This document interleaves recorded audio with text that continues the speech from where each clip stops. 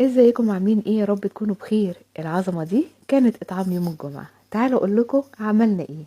بعد ما جبنا الحاجات والمحتاجات شمرنا ايدينا ودخلنا على المطبخ قبليها بيوم علشان نجهز التجهيزات. عملنا الرز بلبن بتاعنا، حطينا اللبن والرز على النار يستووا، وبعد كده السكر واللبن، وعززنا الطعم بقشطة وكمان كريم شانتيه، وفي الاخر النشا بتاعنا وحطيناهم في العلب محكمة الغلق وفي التلاجة لتاني يوم.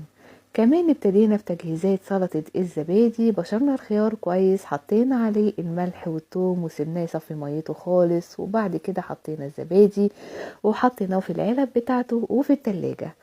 تبلنا الكفتة بتاعتنا، حطينا البصل والبهارات على اللحمة، كورنا الكفتة وحطيناها في الفرن، وقلنا على بال ما تستوي الكفتة نعمل أحلى ريد صوص. حطينا التوم في السمنة البلدي والصلصة وعليهم عصير الطماطم وسبناهم يتسبكوا لحد ما الكفتة استوت.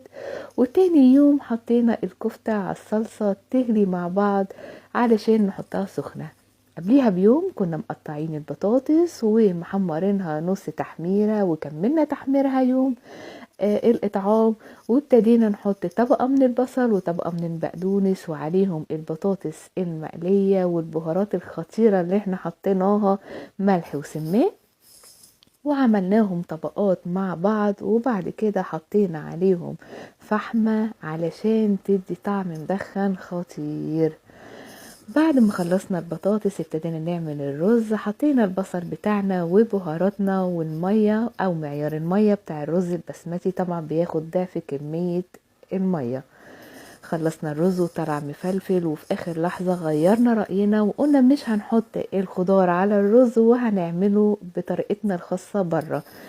سيحنا الزبدة، حطينا عليها التومة وشوحنا الخضار كويس جدا، حطينا عليه عود من الروزميري وطلعت النتيجة تحفة، ريحة خطيرة.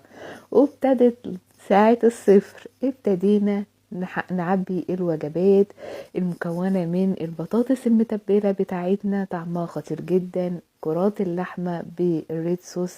وطبعا انا هكتب لكم طريقتها ومكوناتها كلها في الوصف. وكمان الرز الاصفر بتاعنا اللي معمول بالكاري بالكركم ببهارات خطيرة، مش قادرة اقول لكم طعمها عامل ازاي ولا ريحتها عاملة ازاي. وجبات الاطعام ديت بجد كانت من احسن التجارب اللي انا عملتها، كانت خطيرة جدا جدا جدا وسهلة وما حسيتش ابدا بتعب فيها. بعد ما خلصنا غرف الوجبات وحطينا اخر حاجة طبقة الخضار، ابتدينا نغطي الوجبات ونحط بعد كده نجمعها مع بعض، كل وجبة فيها مكوناتها ومعاها الرز بلبن والعصير ومعلقة ومناديل، وغلفناهم كويس. وابتدينا خلاص نحطها في الكياس عشان توصل لأصحابها بألف هنا. وبس كده.